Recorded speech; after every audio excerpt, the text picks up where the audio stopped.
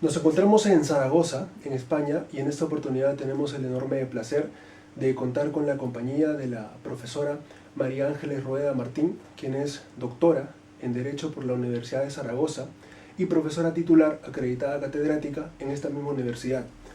La profesora María Ángeles Rueda tiene una amplia trayectoria académica que se refleja en las múltiples líneas de investigación que ha podido desarrollar. Así tenemos que la profesora Rueda es autora de una serie de investigaciones, monografías y artículos científicos sobre diversos temas, como por ejemplo sobre la imputación objetiva en derecho penal, sobre la autoría y participación en delitos especiales, sobre la protección penal a los consumidores, sobre la protección penal de la intimidad, sobre la violencia de género y la violencia doméstica, sobre la delincuencia informática y sobre la criminalidad organizada. Pues bien, profesora Rueda Martín, en primer lugar, a nombre de la Asociación Última Ratio, queremos agradecerle por esta oportunidad que nos brinda para realizar esta entrevista. Y pues en caso usted quiera dirigirse con algunas palabras iniciales antes de comenzar la entrevista a los jóvenes investigadores latinoamericanos que van a verla, pues le cedo la palabra. Bueno, pues muchas gracias, Alfredo, por tu amable invitación para realizarme esta entrevista, que bueno, me sorprendió porque aunque yo trabajo y he realizado investigaciones científicas, como tú has indicado, pero creo que tampoco soy merecedora de esta atención, así que yo te agradezco muchísimo esta deferencia que has tenido conmigo. Y bueno, y agradezco por supuesto a todas aquellas personas interesadas en el estudio de esta disciplina científica latinoamericana o española, pues que escuche esta entrevista. Pues muchas gracias por esta ocasión que me brindas. Gracias. Profesora, estamos muy agradecidos con usted. Comencemos la entrevista entonces, y la primera pregunta que quisiera formularle tiene que ver con, digamos, con el tema relacionado a los motivos que la llevaron a dedicarse a la vida académica y concretamente al estudio del derecho penal. Sí, bueno, yo la verdad es que estudié aquí en la Universidad de Zaragoza los estudios de licenciatura en Derecho. Yo estudié esta licenciatura aquí en la Universidad de Zaragoza con arreglo al Plan de Estudios de 1953, que la verdad es que formaba muy bien académicamente, bueno, aunque podrían actualizarse algunas asignaturas, pero la verdad es que formaban muy bien jurídicamente a la persona que quería estudiar Derecho. Yo estudié aquí y en segundo curso, claro, nos encontramos con las asignaturas de Derecho Penal parte general y en tercero con las asignaturas de Derecho Penal parte especial. Y me interesó mucho la disciplina del Derecho Penal por dos cuestiones. Bueno, en primer lugar, porque el profesorado, cuando nos explicaba toda la teoría jurídica del delito, pues bueno, veíamos una construcción prácticamente casi perfecta, la de la teoría jurídica del delito, que proporcionaba pues una gran seguridad jurídica al operador para atribuir responsabilidad penal a una persona que había realizado un hecho delictivo. Y a mí la verdad es que esa certeza, esa seguridad, pues me atrajo mucho inicialmente. Luego también hay que tener en cuenta que aquí en la Facultad de Derecho de la Universidad de Zaragoza teníamos un claustro de profesores, la verdad es que muy de un elevadísimo nivel científico. Por ejemplo, pues destacaba el profesor don José Cerezo Mir, que fue catedrático de Derecho Penal durante 25 años aquí en la Universidad de Zaragoza. También el joven profesor, cuando yo estudiaba la carrera, el joven profesor Luis García Martín, catedrático también de Derecho Penal. Y bueno, la verdad es que ellos, cuando explicaban la asignatura, la explicaban de una forma tan didáctica y tan entusiasta que a los estudiantes nos involucraban en todas las discusiones científicas que se planteaban y por supuesto también a la hora de resolver los casos prácticos. Y la verdad es que el estudiante se sentía también protagonista, ¿no?, de aquello que se estaba explicando. Y eso pues nos atrajo, bueno, prácticamente a todos los estudiantes y a mí pues especialmente también me resultó muy atractiva bueno, pues estas explicaciones. Bueno, y entonces yo cuando terminé la carrera tenía muy buen expediente académico y le planteé al profesor Luis García Martín, bueno, pues la posibilidad de realizar la tesis doctoral bajo su dirección y también pues realizar una posible carrera académica de profesorado universitario si fuera posible. Y bueno, la verdad es que me acogió muy amablemente, me concedieron una beca de investigación, estuve trabajando en Alemania también en diversas estancias de investigación, tanto en la Universidad de Múnich como en la Universidad de Friburgo, para realizar mi tesis doctoral sobre la teoría de la imputación objetiva del resultado, pero desde una perspectiva crítica. Y bueno, pues hasta hoy, que continúo aquí. Genial, profesora. Sabemos también que usted ha tenido la posibilidad de viajar a Latinoamérica algunas veces y quisiera preguntarle al respecto. Por ejemplo, ¿qué países ha logrado conocer? Y además, ¿cuál es su opinión general sobre el desarrollo del derecho penal, de la ciencia del derecho penal en esta parte del mundo? Bueno, yo he viajado, he tenido la suerte de viajar varias veces a Latinoamérica. He estado en México, en Chihuahua y en el Distrito Federal. También he estado en Colombia, he estado en Bogotá, en la capital. También he estado en Perú, he estado en su capital, Lima. Y también he estado en Argentina, en concreto he estado en Buenos Aires y en la ciudad Mar del Plata. Bueno, yo he estado participando en congresos internacionales en los que he sido invitada como ponente, y también he estado en diversos posgrados impartiendo pues algún curso, alguna cuestión relacionada con el derecho penal. Y la verdad es que ha sido muy grata mi estancia en todos estos países, donde me he encontrado francamente muy bien acogida. Y luego, en cuanto a mi consideración sobre la ciencia del derecho penal en Latinoamérica, bueno, yo creo que todos más o menos opinamos lo mismo, en el sentido de que hay el nivel científico muy elevado pues en países como Argentina, Chile, Colombia, también por ejemplo en Brasil, en Perú. Y bueno, yo en particular en mi tesis doctoral, como he indicado, sí que tuve que tener en cuenta pues las aportaciones brillantes e inteligentes de importantísimos penalistas latinoamericanos, como por ejemplo Zaffaroni, Edgardo Dona, Santinetti, Reyes Alvarado, Bustos Ramírez, por citar solo ahora Moisés Moreno, por citar solo algunos, ¿no? Entonces, por ejemplo, en mi caso, realizar una tesis doctoral sobre esta temática sin tener en cuenta las aportaciones de estos brillantes penalistas latinoamericanos, pues creo que no habría sido posible, junto con los penalistas españoles y alemanes, por supuesto. Entonces, bueno, mi visión acerca de la ciencia del derecho penal latinoamericana pues es muy positiva. También hay que tener en cuenta que en Latinoamérica, cuando te invitan a impartir alguna conferencia o a impartir unas clases, la verdad es que otra cosa que nos llama muchísimo la atención es la gran motivación y el gran entusiasmo con el que se acogen pues bueno, todas las cuestiones que se exponen, tratamiento de casos, exposición de teorías. Y la verdad es que eso también resulta muy motivante, ¿no? Para el invitado, ver que te acogen con ese entusiasmo y que lo que dices, pues efectivamente allí te escuchan y es sometido también a discusión.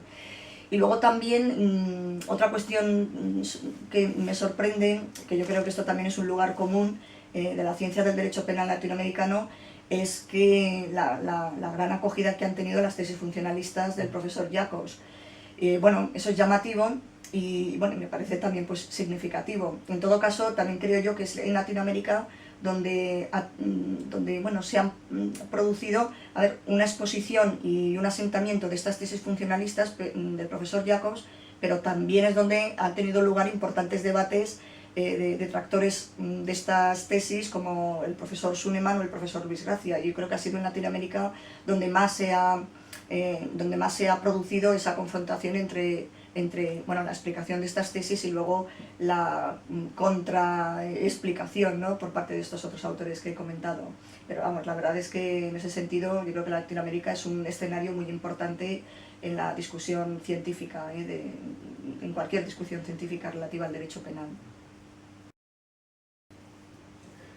Estimada profesora Rueda, quisiera preguntarle cuáles son, desde su punto de vista y en términos generales, los principales aportes del finalismo a la ciencia del derecho penal. Bueno, la verdad es que sintetizar en un breve periodo de tiempo cuáles son las aportaciones principales del finalismo a la ciencia del derecho penal, pues la verdad es que es una aventura muy arriesgada. Yo voy a indicar muy brevemente dos aportaciones y claro, expuestas de una forma muy sintética.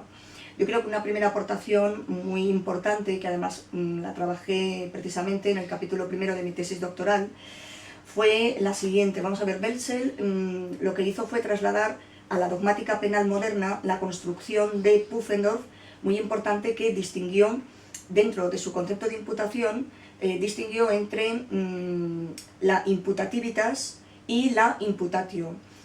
Son dos niveles. En el nivel de la imputativitas es donde tienen lugar los juicios lógico-objetivos. Y en este nivel, claro, el objetivo que tiene es precisamente constituir los objetos de valoración. Luego, en el nivel de la imputatio es donde tienen lugar los juicios axiológicos, juicios valorativos, que recaen sobre esos objetos constituidos previamente en la esfera de la imputativitas.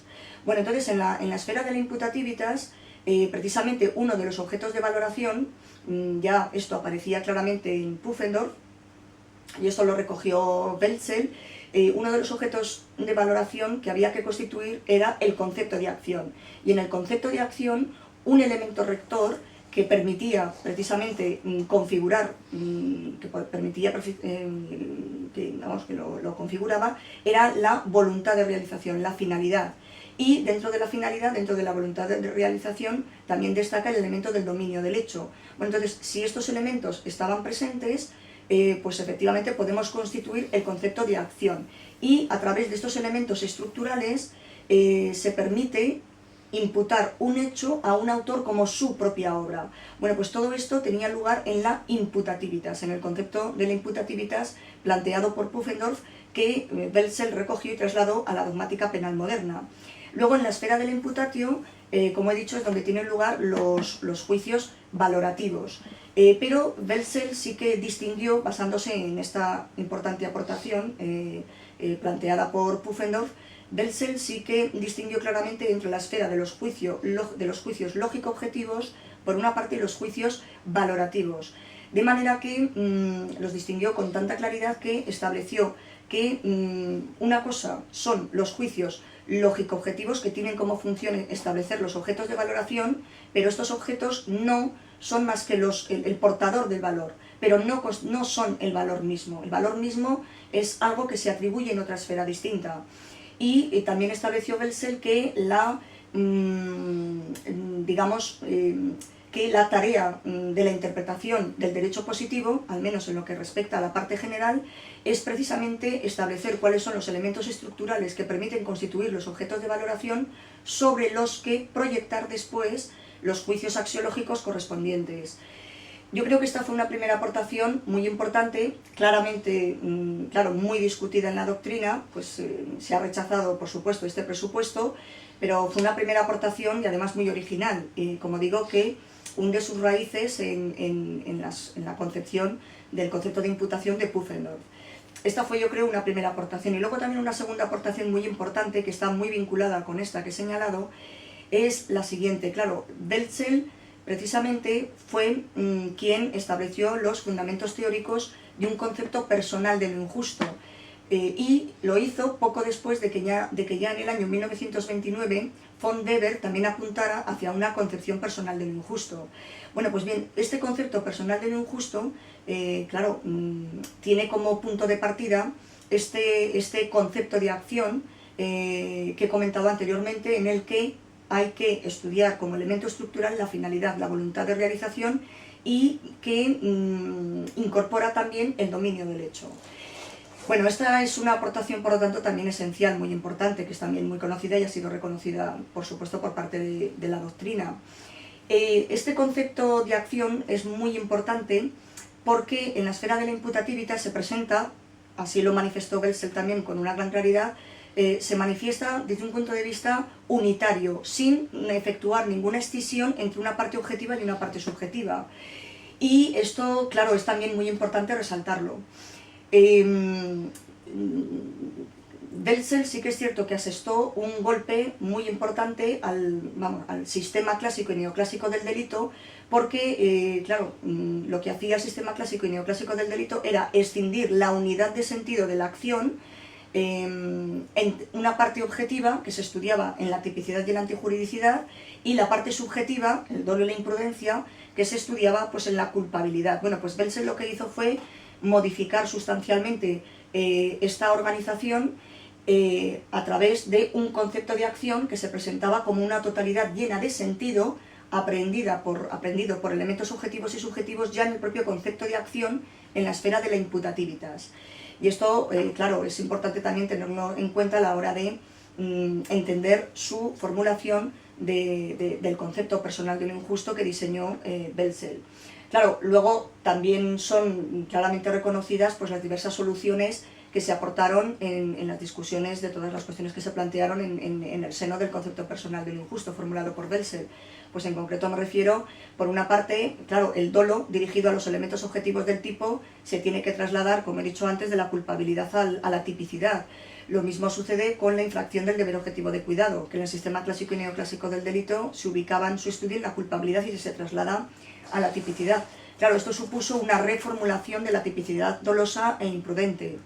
Luego también otro aspecto importante es que con este concepto personal de lo injusto, el desvalor de la acción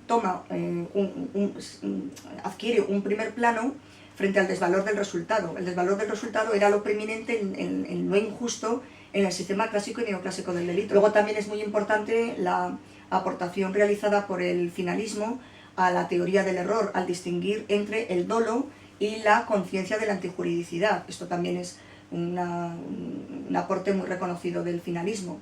Y luego, por ejemplo, finalmente podemos citar en la teoría de la participación delictiva, claro, por la formulación, la definición del dominio del hecho en el finalismo, pues eso supuso también unas consecuencias a la hora de tratar la participación delictiva, sobre todo como conductas accesorias. Entonces, bueno, accesorias respecto del dominio del hecho que ostenta el autor principal. Y eso pues también es un reconocimiento que se debe pues al finalismo, ¿no? Y a los planteamientos de Belsel. Estos creo yo que son las dos, diríamos, aportaciones que yo señalaría a grosso modo y muy sintéticamente. Una de sus más importantes investigaciones ha sido la referida a la teoría de la imputación objetiva del resultado en los delitos dolosos de acción. Al respecto quisiera preguntarle cuál es desde su punto de vista el estado actual de la teoría de la imputación objetiva y cuáles son, desde su concepción, las principales críticas que se le podrían formular a esta teoría. Sí, muy bien. Bueno, yo creo que la actual teoría de la imputación objetiva tendría las siguientes notas características comunes a todos los autores que son partidarios y que son seguidores de esta teoría. A ver, una primera, teniendo en cuenta, por supuesto, el marco de discusión de los delitos dolosos, yo creo que una primera nota sería destacar que, claro, la teoría de la imputación objetiva lo que persigue fundamentalmente es atribuir un sentido social típico a un comportamiento, pero en el tipo objetivo, como mediante unos criterios normativos que el objetivo que tienen es establecer las conexiones que deben existir entre los elementos objetivos del tipo. Pero claro, estos criterios se ubican en la esfera del tipo objetivo y se determinan con total independencia del tipo subjetivo. Esta sería, por lo tanto, una primera nota característica. Una segunda nota característica también vinculada a la anterior es que, claro, la formulación de todos estos criterios normativos que pretenden suministrar un sentido social típico a un comportamiento en la esfera del tipo objetivo, esta definición, como he dicho, bueno, pues prácticamente se realiza sin aceptar previamente la estructura teleológica de la acción humana. Y yo creo que señalar estas notas nos dirigen fundamentalmente hacia una crítica esencial, que es la que ha sido establecida por los finalistas, aunque no solo, pero fundamentalmente por los finalistas. Y es la siguiente crítica, que, claro, vamos a ver, cuando se pretenden suministrar un sentido social típico a una acción en el tipo objetivo con independencia de lo que el sujeto quiere, pues claro, distinguiendo radicalmente entre el tipo objetivo y el tipo subjetivo, pues se produce una escisión, claro, se produce una escisión de la unidad de lo que es una acción, porque se distingue radicalmente entre una parte objetiva y una parte subjetiva. Y precisamente, bueno, yo en mi tesis doctoral sí que critiqué esta escisión y a mí me ha resultado muy llamativo que en los últimos tiempos autores tan importantes como por ejemplo Kinghäuser o como por ejemplo Puppe pues han puesto de manifiesto la necesidad de no efectuar esta distinción tan tajante y de proceder al estudio de la tipicidad, pero desde una perspectiva unitaria. Y precisamente también hace poco tiempo se publicó una obra también muy importante de un autor brasileño, Porciúncula, donde también incide en esta crítica en el sentido de que hay que reestructurar el tipo objetivo y tiene que ceder un espacio, el tipo objetivo, a un estudio unificado de la tipicidad, con elementos objetivos y subjetivos, que él denomina, creo recordar, tipo intersubjetivo, pero en todo caso prescindiendo de esa escisión de la que ha partido tradicionalmente la teoría de la imputación objetiva. Yo creo que estas sería una crítica muy, que fue formulada por los finalistas desde hace mucho tiempo, pero creo que hoy en día también permanece con plena validez. Y luego en el ámbito de los delitos imprudentes también es necesario poner de manifiesto que la necesidad de que existan estos criterios normativos que permiten atribuir una responsabilidad a un sujeto por haber cometido un hecho imprudente, estos criterios desde luego que son absolutamente necesarios. Pero claro, yo entiendo que su definición, la definición de todos estos criterios, la infracción del deber objetivo de cuidado, por ejemplo, o el criterio del fin de protección de la norma, en su formulación deben tener en cuenta la existencia, en el ámbito de la imputativitas, la existencia de una acción finalista, porque eso permite redefinir estos criterios para ubicarlos en un plano normativo con mejores efectos. La adecuación social fue un concepto bastante analizado en el ámbito del derecho penal y no necesariamente de una manera uniforme, inclusive en el seno del propio finalismo. La mayor prueba de ello es que el propio Welzel haya entendido la adecuación social como un elemento, digamos, ubicable en distintos lugares de la sistemática teoría del delito, ¿no? En un primer momento, Welzel lo consideró como un elemento propio de la tipicidad, luego la consideró como una causa de justificación y luego la volvió a entender como un elemento propio del ámbito del tipo. Siendo esto así, quisiera preguntarle qué es la adecuación social, cuál es su importancia y qué elemento ocupa en la sistemática de la teoría del delito. Sí, bueno, sí que es cierto que, vamos a ver, en primer lugar, el concepto de la adecuación social fue formulado precisamente por Hans Welzel en un artículo publicado en el año 1939, titulado Studien zum System des Strafrechts. Y aquí, efectivamente, aparece vinculado el concepto de la adecuación social, aparece vinculado a dos ideas muy importantes. Bueno, una primera es la siguiente. Welzel afirma, en este trabajo, que deben excluirse de lo injusto aquellas acciones que sean socialmente adecuadas, es decir, aquellas acciones que lo que hacen es reflejar el desarrollo social de la vida en comunidad de un pueblo, porque ejercen pues determinadas funciones que son precisamente positivamente valoradas por la sociedad. Esta es una primera idea que debe tenerse muy en cuenta cuando se analiza el concepto de la adecuación social. Y luego también una segunda idea que debe ser analizada en este concepto y que fue planteada esta idea también por Welzel, es la necesidad de concebir el sistema de los bienes jurídicos de una forma social y, o sea, de una forma funcional y dinámica.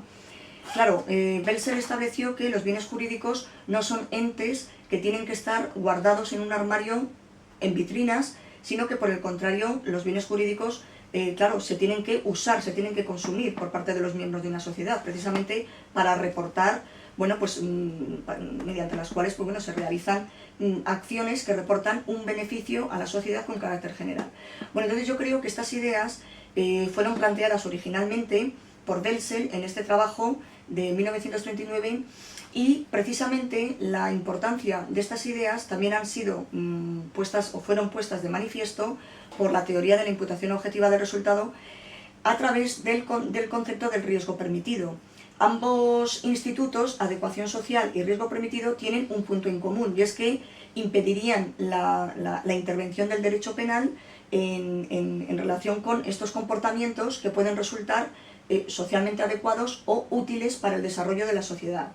Claro, pero hay una diferencia fundamental entre estos dos conceptos, porque en el concepto de la adecuación social planteado en el finalismo, claro, lo que es una acción socialmente adecuada se debe tener en cuenta teniendo presente esta, digamos, funcionalidad, ¿no?, que deben desempeñar todas estas acciones socialmente adecuadas. Pero claro, un elemento para definir lo que es adecuado socialmente es también la finalidad de la acción. Luego pondré un ejemplo para ilustrar esta tesis. Sin embargo, la teoría de la imputación objetiva, a través de su concepto del riesgo permitido, como ya he dicho antes, es una nota común de todos los partidarios de la teoría de la imputación objetiva, se define este ámbito de riesgo permitido, se define con total independencia de lo que quiere el sujeto. Entonces aquí vemos que se trata de dos institutos que pueden tener algún punto en común, pero que metodológicamente su determinación y su análisis pues son muy distintos. Entonces, por ejemplo, dos ejemplos de acciones socialmente adecuadas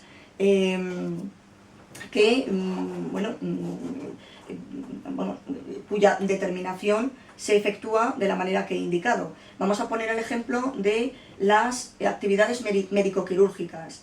Vamos a ver, en toda actividad médico-quirúrgica hay, por ejemplo, un cirujano que tiene que intervenir quirúrgicamente a un paciente, por ejemplo, enfermo de apendicitis, y le tiene que intervenir para extirparle el apéndice y poder así salvarle la vida o restablecer su salud. Bueno, pues bien, en el desempeño de esta actividad, que reporta una utilidad social con carácter general y que reporta un beneficio con carácter general no solo al paciente concreto, sino a toda la sociedad, y eso es valorado positivamente, está claro que en el desempeño de esa actividad médico-quirúrgica se tiene que involucrar el bien jurídico, integridad corporal o salud. Y el médico, por lo tanto, cuando interviene quirúrgicamente, lo hace con esa finalidad, para restablecer la vida o la salud de un paciente. Por lo tanto, esa conducta, que formalmente podría subsumirse en el tipo de las lesiones, mediante la adecuación social se impide la intervención del derecho penal en este ámbito y se impide, por lo tanto, considerar que esa afección al bien jurídico e integridad corporal constituya un injusto, por esa utilidad que con carácter general reporta este tipo de actividades. Claro, a esa finalidad de afectar al bien jurídico no podemos denominarla dolo, porque aunque es cierto que el médico actúa con conciencia y voluntad de afectar el bien jurídico e integridad corporal, lo hace para producir esa actividad positivamente valorada porque reporta pues un beneficio con carácter general y una utilidad con carácter general. Bueno, este sería un primer ejemplo, y luego un segundo ejemplo también a la hora de desarrollar el transporte público. Claro, los conductores de autobús, todos sabemos que tienen que permitir la entrada y la salida de pasajeros solo en determinadas paradas reglamentarias. ¿Qué pasa si un pasajero sube en una parada y se ha equivocado y le dice al conductor mientras está conduciendo que quiere que detenga el vehículo porque quiere bajar? Claro, y el conductor le dice, no, hasta que no lleguemos a la siguiente parada reglamentaria no se va a detener el vehículo. Claro, ahí también podríamos decir que en esa conducta de impedirle al pasajero que baje del autobús, podríamos decir que se ha producido pues una afección al bien jurídico libertad ambulatoria y se produciría un encierro. Por lo tanto, podríamos decir que se podría subsumir esa conducta en el tipo de las detenciones ilegales. Sin embargo, en este caso tampoco habría que permitir la entrada del derecho penal en este tipo de actividades y en este tipo de situaciones, porque es absolutamente necesario para desarrollar esa actividad de transporte público, es absolutamente necesario y consustancial involucrar el bien jurídico, libertad ambulatoria de los pasajeros, bueno, y en general de todos los ciudadanos que utilizan el transporte público, para el desarrollo de esa actividad, porque reporta una utilidad y un beneficio con carácter general. Por lo tanto, la actuación concreta del conductor que impide a una persona bajarse, un pasajero, en un determinado lugar, cuando no es una parada reglamentaria, tampoco podemos decir que ahí concurra el dolo de una detención ilegal o encierro, porque existe, eso sí, una finalidad de involucrar ese bien jurídico, pero en el desarrollo de una actividad socialmente adecuada. Por ese motivo, esa finalidad del conductor no puede ser definida como dolo. Y aquí veríamos otra actividad, otra acción socialmente adecuada que se definiría teniendo en cuenta la finalidad del autor y de la persona que realiza esa acción, pero también teniendo en cuenta que para desarrollar determinadas acciones que producen un beneficio socialmente valorado porque reportan una utilidad social con carácter general, pues es necesario involucrar determinados bienes jurídicos, y esas afecciones a esos bienes jurídicos pues no pueden ser valoradas como un injusto. Y esta sería, por lo tanto, la concepción de la adecuación social, que yo creo que precisamente es la que presidió en este trabajo que he indicado de Hans Welzel, y que, aunque es cierto que después efectivamente pues cambió de posición sistemática en diversos lugares, en la antijuridicidad, y luego volvió efectivamente a ubicarla en la tipicidad, pero digamos que tanto en la primera como en la tercera etapa de Welzel, sobre su evolución del concepto de la adecuación social, la adecuación social efectivamente constituiría un criterio interpretativo, un criterio hermenéutico del sentido de los tipos, que se centraría sobre todo en la valoración del resultado, en el sentido de dar entrada a determinadas valoraciones sociales que reportan una utilidad social con carácter general, por las cuales esa afección del bien jurídico no resulta negativamente valorada, sino positivamente valorada. En cuanto al tema de los delitos especiales, usted ha señalado que el fundamento material de la autoría puede ser tanto un dominio social típico como un abuso de la especial posición de dominio en la cual se encuentra el autor. Al respecto quisiera preguntarle de qué se tratan estos dos criterios y cuál es la relación que estos tienen con la tradicional distinción entre delitos especiales propios y delitos especiales impropios.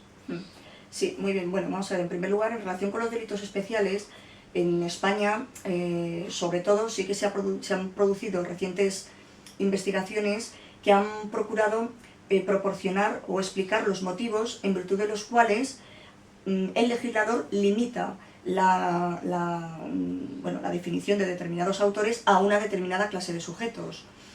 Y entonces, claro, en este sentido hay que poner de manifiesto que proporcionar esa explicación es muy importante, primero porque nos va a ayudar a entender cuál ha sido, como decía, el motivo que permite la configuración de delitos especiales frente a los delitos comunes, y luego también permite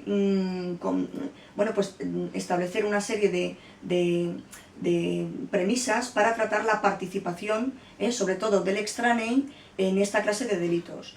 Entonces, si nos centramos efectivamente en la definición de quién es autor en un delito especial, pues claro, hay que proporcionar un criterio que explique de forma convincente por qué razón el legislador limita la autoría en determinados delitos a una determinada clase de sujetos. Y desde mi punto de vista, tanto en los delitos comunes como en los delitos especiales, hay un criterio fundamental que sirve para definir quién es el autor, y es el dominio del hecho, en el sentido que he comentado anteriormente. El criterio del dominio del hecho forma parte de la finalidad o de la voluntad del autor y nos sirve para determinar la constitución de la acción, y es lo que nos permite atribuir a un autor determinado o a una persona determinada el hecho como su autoría. Bueno, entonces, partiendo de este sustrato material, claro, en los delitos especiales hay que añadir a este sustrato una serie de criterios adicionales que nos permitan, como he dicho, fundamentar, por qué hay que limitar la autoría solo a una determinada clase de sujetos. Y en este sentido, yo considero que, por una parte, el criterio del dominio social típico, que fue formulado originalmente por el profesor Luis García Martín, y en otros delitos, aludir a la especial posición de dominio que ostenta el autor, yo creo que proporcionan estos criterios normativos adicionales que permiten explicar esa limitación de la autoría. ¿Y estos criterios cómo operan? Bueno, pues de la siguiente manera. En primer lugar, el criterio del dominio social típico, tal y como fue definido por el profesor Luis Gracia, lo que hace es explicarnos cuáles son los elementos que efectivamente fundamentan la autoría en una determinada clase de delitos a unos determinados autores, porque se parte precisamente de una relación de dependencia del bien jurídico protegido a un autor, por eso queda bajo su dominio. Y eso es así porque ese autor ejerce en un determinado ámbito social una función social o institucional determinada, por la que ese bien jurídico le es accesible. Y estas condiciones son las que permiten una actualización del dominio del hecho en esta clase de delitos. Voy a poner un ejemplo.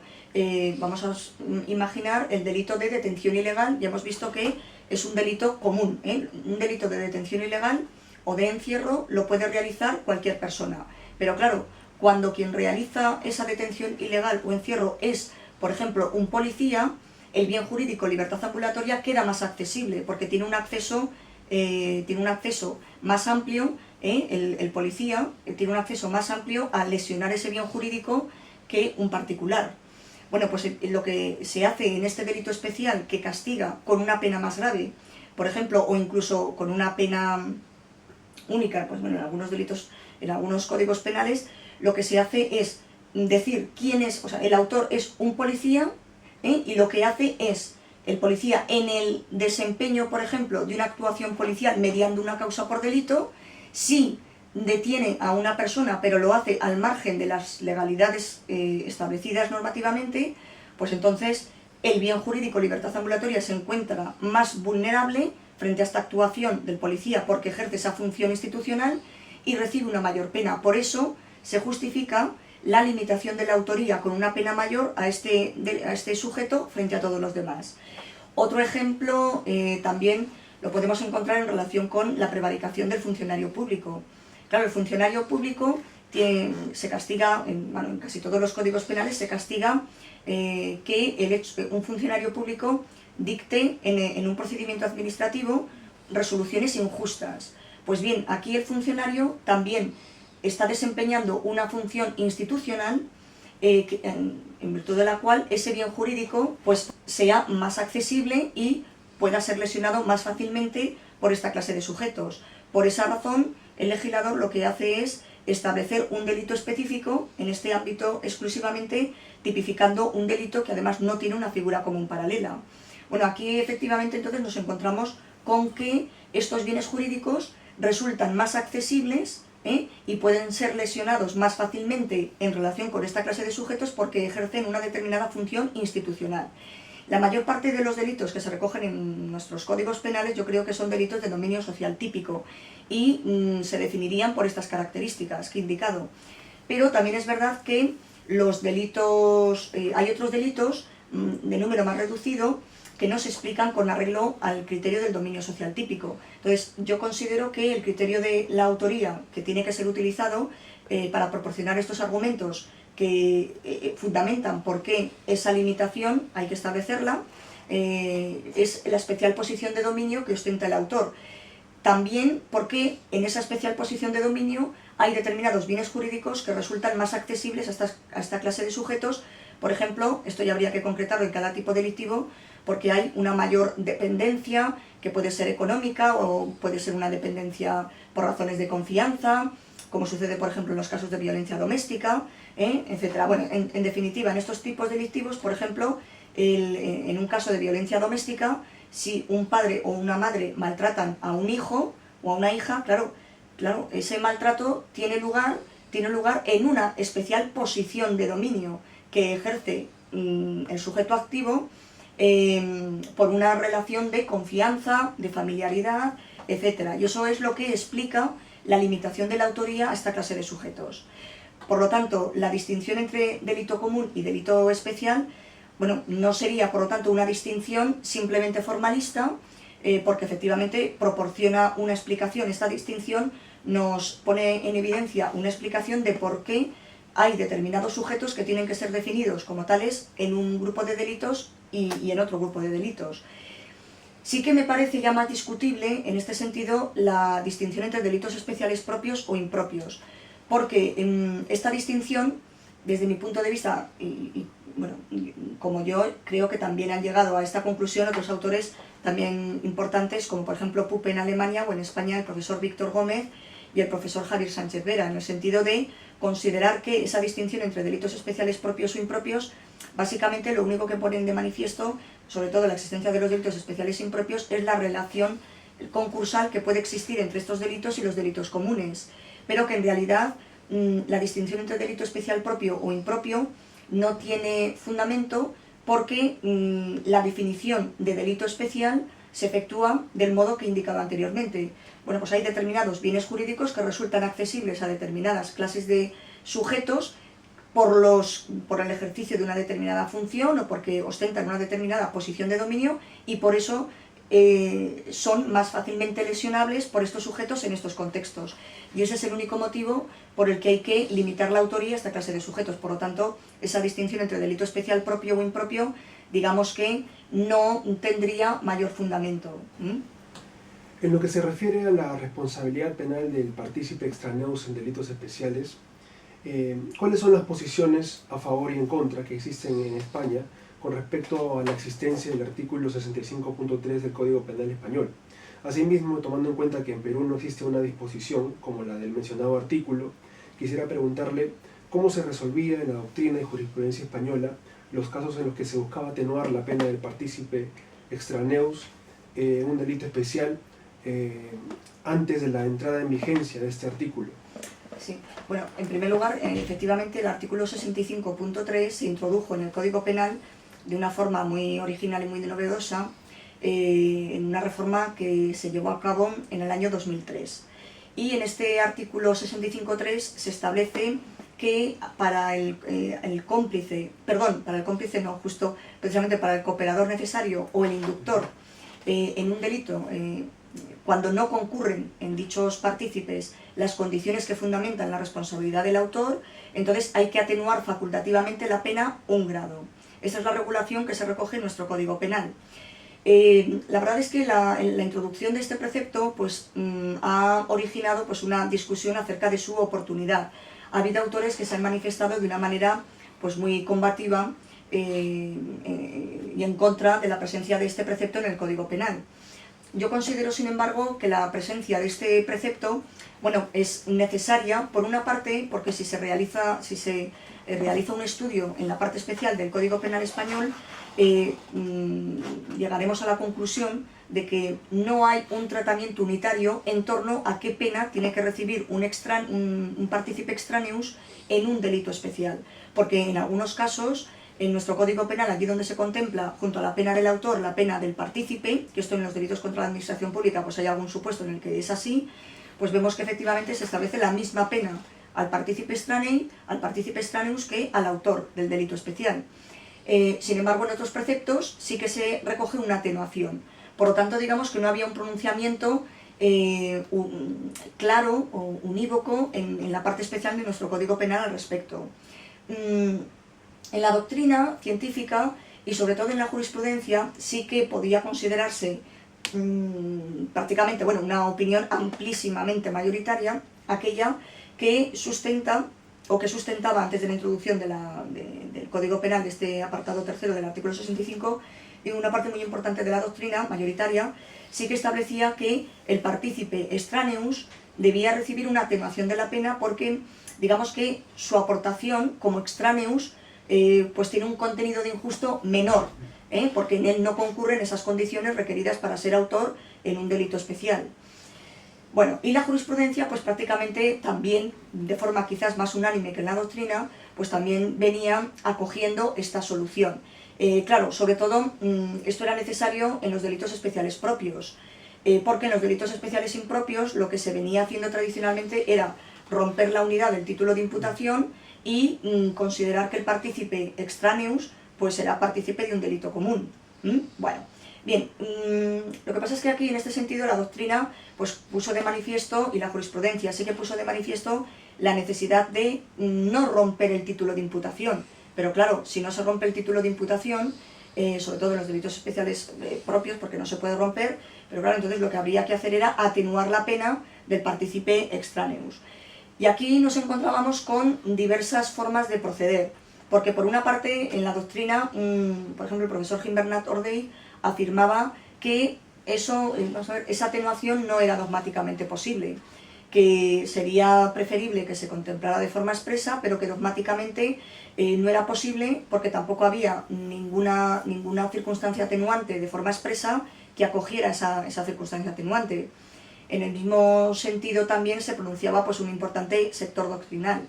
Y la jurisprudencia lo que hacía era aplicar por analogía, claro, lo dispuesto en el artículo 65 del Código Penal que trata la comunicabilidad o que trataba la comunicabilidad de las circunstancias y aplicaba o bien por analogía el artículo 65 o también la aplicación analógica de circunstancias atenuantes. Entonces aplicaba por analogía a estos supuestos de participación de extraneus en un delito especial esa atenuación. Este problema, como digo, pues ha venido resuelto prácticamente por el artículo 65.3, porque ya dice que efectivamente hay que atenuar la pena, por lo menos del cooperador necesario y del inductor, cuando no concurren en ellos las condiciones exigidas en la autoría en un delito especial. Por lo tanto, digamos que al estar ya recogida la atenuación, pues nosotros ya no tenemos ese problema de fundamentar por otra vía, por la vía en concreto de la analogía, pues la atenuación del partícipe extraños. Pero bueno, como era una aplicación para analogía in bonam partem, pues tampoco planteaba en este sentido problemas de legalidad. Bueno, estimada profesora Rueda, hemos llegado al final de la entrevista. Sinceramente, a nombre de la Asociación Última Ratio, queremos agradecerle profundamente por esta oportunidad que nos ha brindado para compartir con usted estas interesantes reflexiones sobre los diversos temas que usted ha podido investigar, digamos, analizar o estudiar a lo largo de su trayectoria académica. En caso que usted quiera, pues, enviar un mensaje final a las personas que van a ver esta entrevista, a los jóvenes investigadores latinoamericanos, ya sea que se encuentren cursando estudios de máster o sus tesis doctorales, o simplemente que estén estudiando la carrera de Derecho y que estén allá en Latinoamérica, pues les cedo la palabra. Bueno, pues simplemente añadir que, bueno, pues que les animo a realizar pues, estudios en esta disciplina tan apasionante del derecho penal, porque la verdad es que es una disciplina, vamos, que apasiona sus contenidos. Es una disciplina difícil, pero con esfuerzo y con tesón, pues siempre se consiguen resultados muy óptimos. Entonces, pues bueno, simplemente animar a todos los estudiosos de Latinoamérica, bueno, y también a los españoles que se adentran en esta disciplina, pues darles muchos ánimos y que sepan pues que, en fin, sus trabajos serán leídos y serán también estudiados por, vamos, prácticamente por todos a los que nos interesan esta disciplina del derecho penal. Genial, y también esperamos que próximamente pueda visitarnos nuevamente en Perú, donde usted ya estuvo hace algunos años y pudo conocer pues a los jóvenes investigadores de allá y seguramente pudo compartir con ellos diversas inquietudes sobre derecho penal, y le esperamos en un futuro próximo. Gracias. Y bueno, le agradecemos nuevamente por esta oportunidad. A vosotros y gracias a ti, Alfredo. Muchas gracias, profesor. Hasta luego. Gracias.